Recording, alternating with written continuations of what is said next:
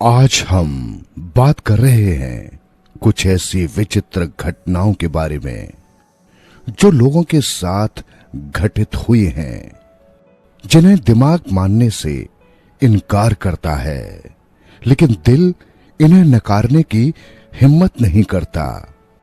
ऐसा ही कुछ वाकया घटित हुआ, कुछ ऐसी ही घटना घटित हुई इनके साथ और वो गायब हो गया।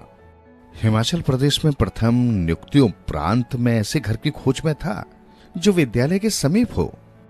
आखिर ऐसा घर मिल ही गया, परंतु सुनसान और वीरान एक लंबी पंक्ति में 6 कमरे बिल्कुल खाली।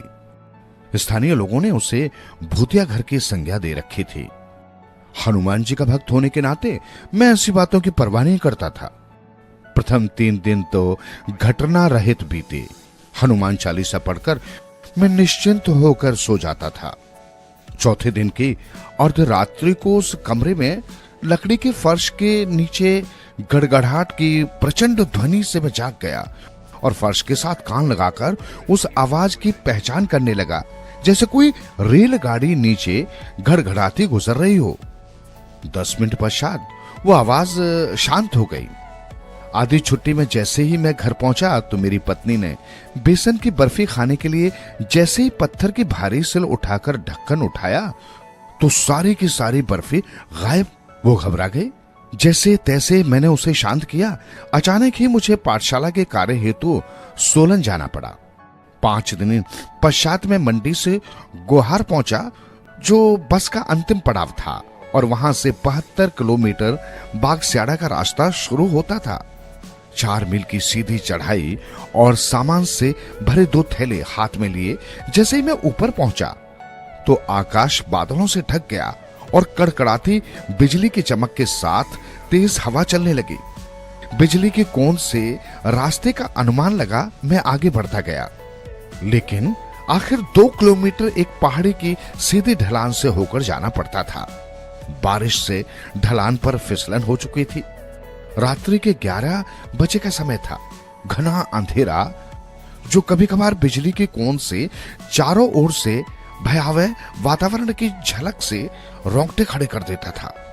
मैं एक पत्थर पर बैठ गया और थैलों को वृक्ष के सहारे खड़ा कर दिया। करूं तो क्या करूं समझ में नहीं आ रहा था। थैलों के बाहर सही ढलान से उतरना खतरे से खाली नहीं था। अभी मैं इस उहापोह में था कि आगे बढ़ूं या नहीं।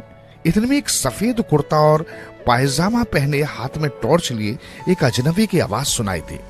आप बागस्याड़ा जा रहे हैं ना? मैं भी वहीं जा रहा हूं। आप ये थैले मुझे दीजिए और आप टॉर्च की रोशनी में मेरे पीछे पीछे चले आइए। मरता क्या ना करता, चल दिया उसके पीछे पीछे। रास्ते में कोई बात नहीं हुई।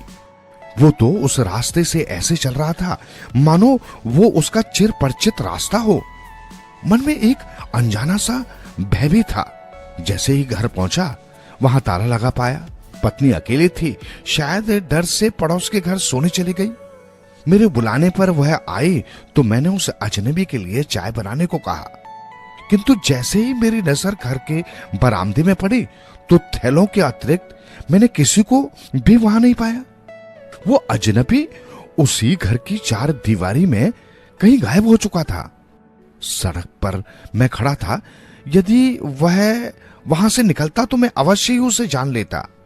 आखिर कौन था वो, मैं आज तक समझ नहीं पाया, किंतु उस अज्ञात आत्मा के प्रति मैं आज भी कृतज्ञ हूं, आभारी हूं। जब तक मेरी नियुक्ति बागस्याड़ा में रही मैंने उस भूतिया घर को नहीं छोड़ा। क्या आपको लगता है कि ऐसा भी होता है? तो हमें जरूर कमेंट बॉक्स में लिखें।